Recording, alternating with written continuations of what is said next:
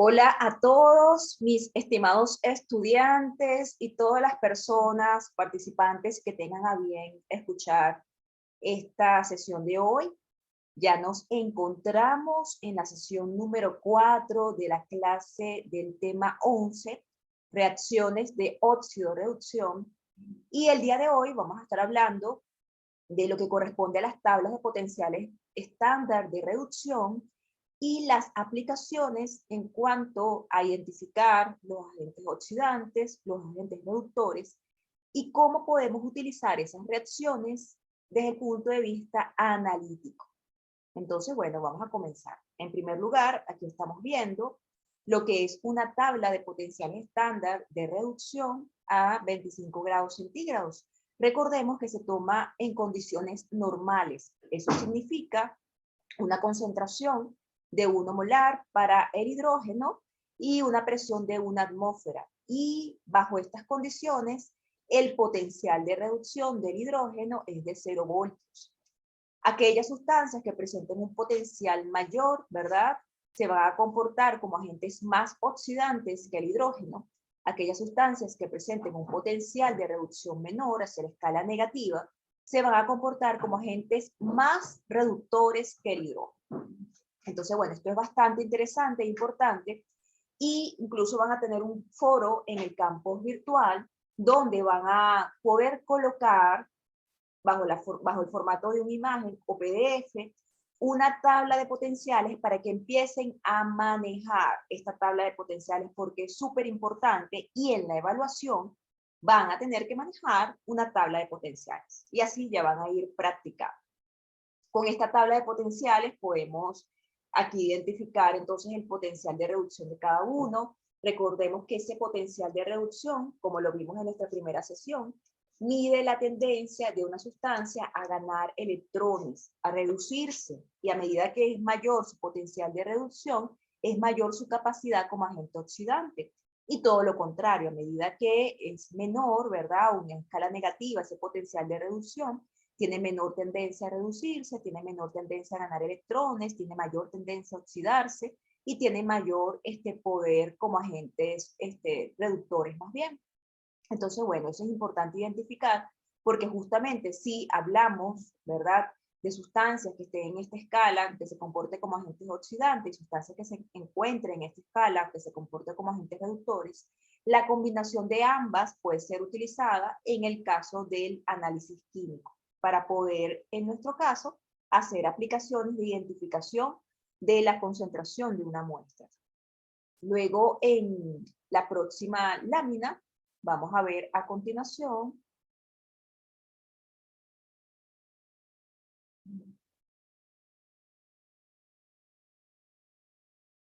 vemos acá los agentes oxidantes más frecuentes que se utilizan desde el punto de vista del análisis químico.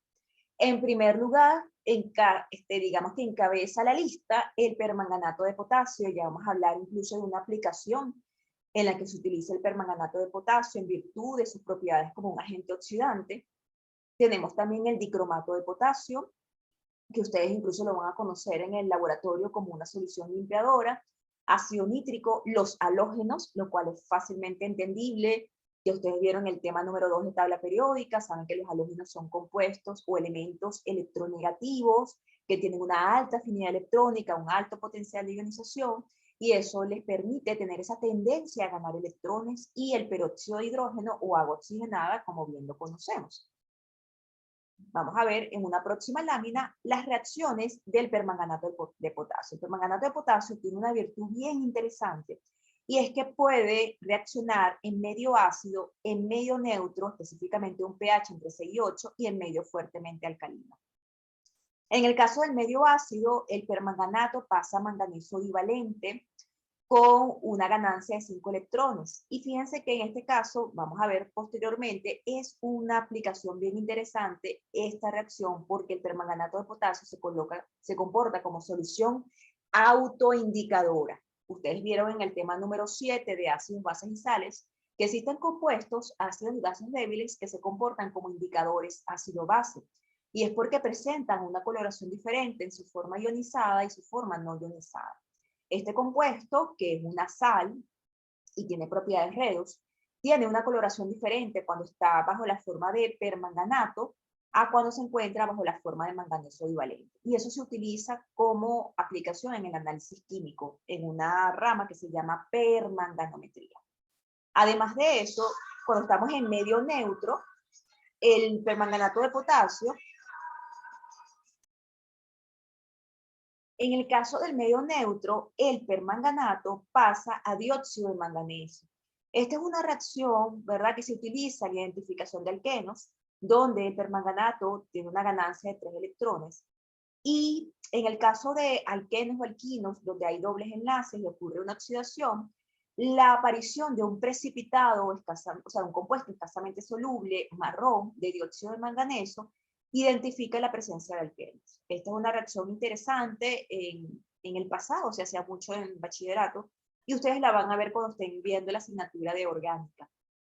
Y en el caso del medio fuertemente alcalino, el permanganato pasa a manganato. También aquí hay una diferencia en coloración. Aquí hay una ganancia de un electrón. Aquí, si habláramos del equivalente gramo, sería peso fórmula entero. Aquí sería peso fórmula entre 3 y aquí sería peso fórmula entre 5. Y el permanganato, de una coloración púrpura, pasa a una coloración verde con el manganato.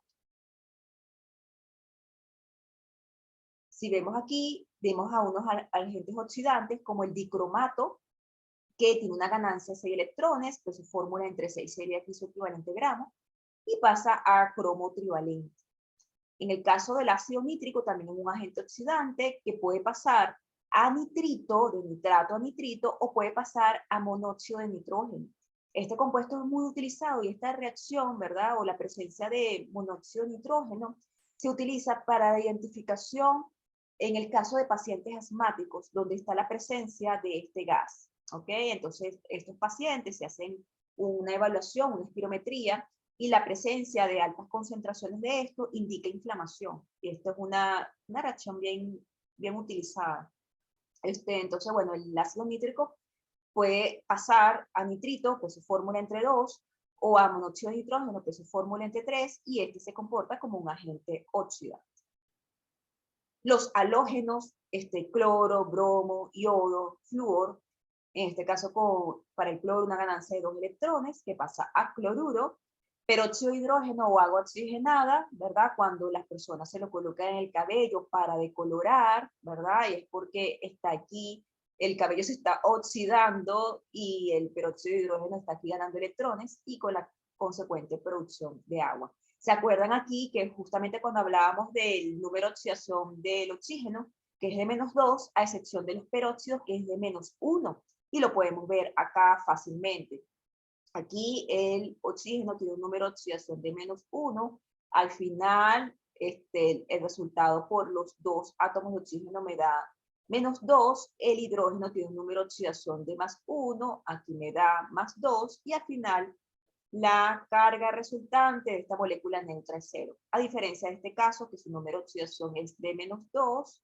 Y aquí es de +1. Al final, me da aquí +2 para el hidrógeno, -2 para el oxígeno, y al final igualmente, como ser una molécula neutra, me da 0. Bien, entonces, bueno, repasando aquí lo que es esta parte. Vamos a borrar para continuar. Agentes reductores. Tenemos el hidrógeno, ¿ok? Encabeza la lista de los agentes reductores. Sulfuro de hidrógeno, ácido hídrico, cloruro estañoso y, por supuesto, los metales. Es esperable que estos tengan más bien, se comporten como agentes reductores por tener baja afinidad electrónica, baja electronegatividad y bajo potencial de ionización, como lo vimos en el tema 2 de tabla periódica. El hidrógeno, ¿verdad? Ya sabemos que en condiciones normales tiene una pérdida de 2 electrones en su oxidación y el potencial en condiciones normales es de 0 voltios. El sulfuro de hidrógeno, ok, tenemos aquí el sulfuro, que pasa al azufre elemental con una pérdida de 2 electrones. El ácido hídrico, ¿no? Que tenemos bajo la forma de ioduro, ¿verdad? ¿Se acuerdan que tenemos que pasar de la fórmula molecular a la forma iónica? Y aquí con una pérdida de 2 electrones, cloruro estañoso y los metales, que bajo su estado neutro se transforman en cationes. ¿Qué aplicaciones tenemos en el caso del análisis químico?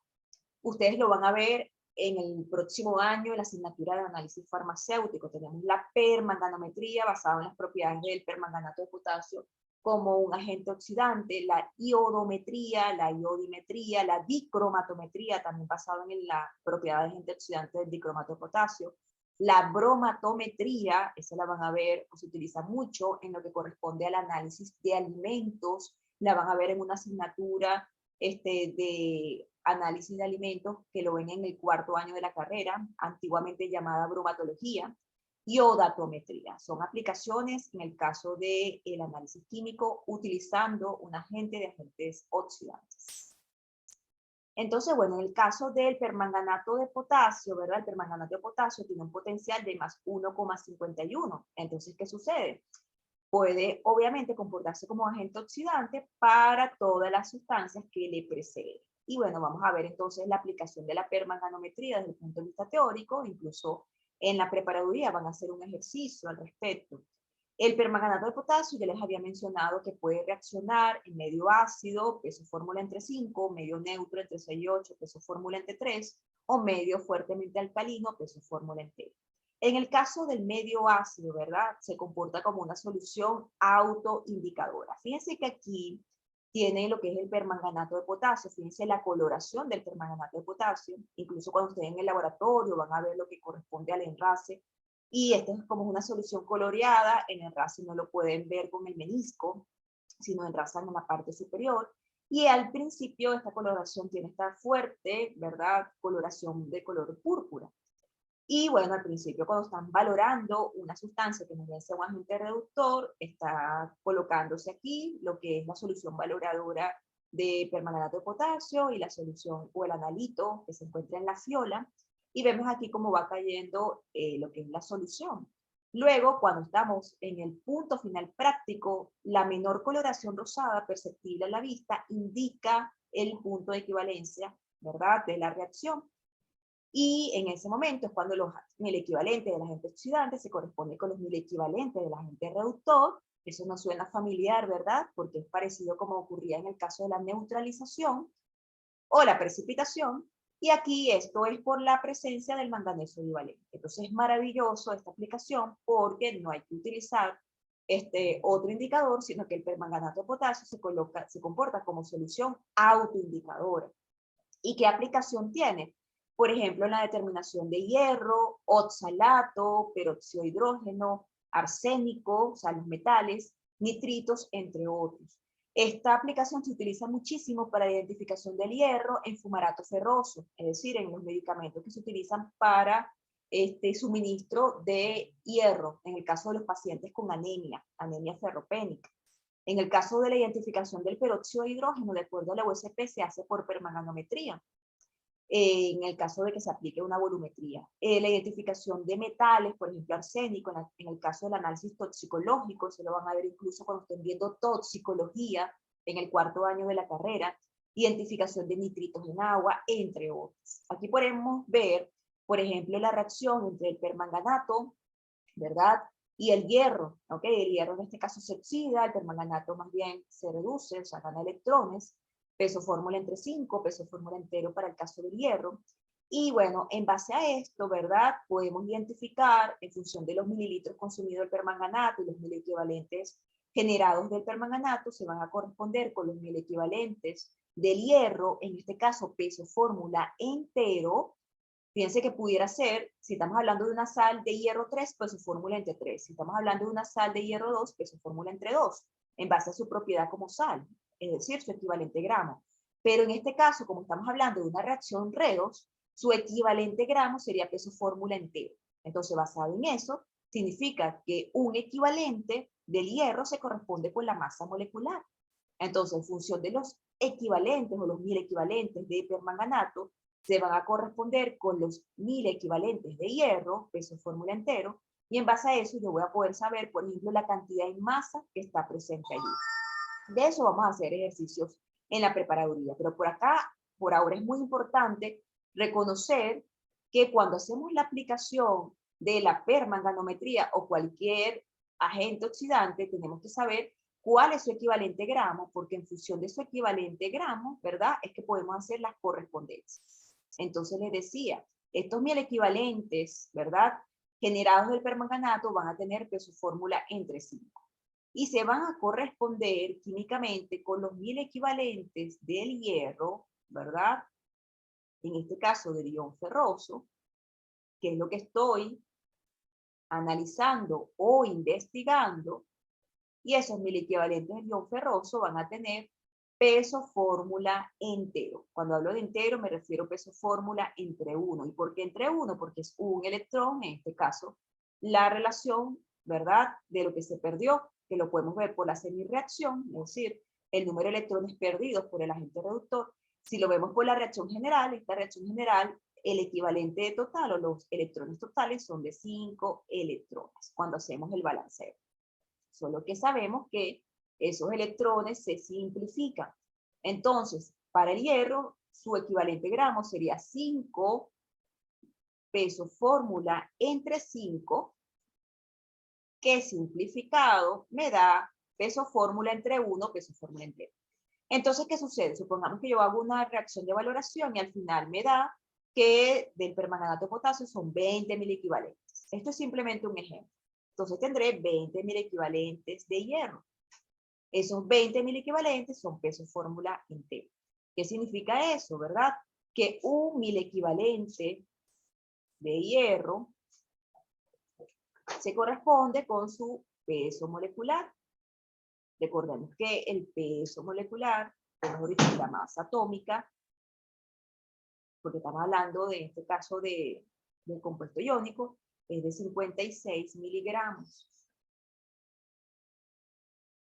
de hierro. ¿Okay? La cantidad que me dé aquí, 20.000 equivalentes de hierro provenientes de la reacción de reducción. ¿Cuántos miligramos será de hierro? ¿Verdad? Y con eso voy a poder saber la cantidad de hierro que estaba presente, por ejemplo, en una muestra determinada. Entonces, bueno, esto es simplemente un ejemplo para poder identificar, ¿verdad?, cómo hacemos la aplicación de la permanganometría en el caso de la determinación de hierro. De todas formas, en los ejercicios ustedes podrán entender mucho mejor sobre esta aplicación. Entonces, bueno, ya con esto estaríamos cerrando el tema número 11, reacciones de óxido-reducción.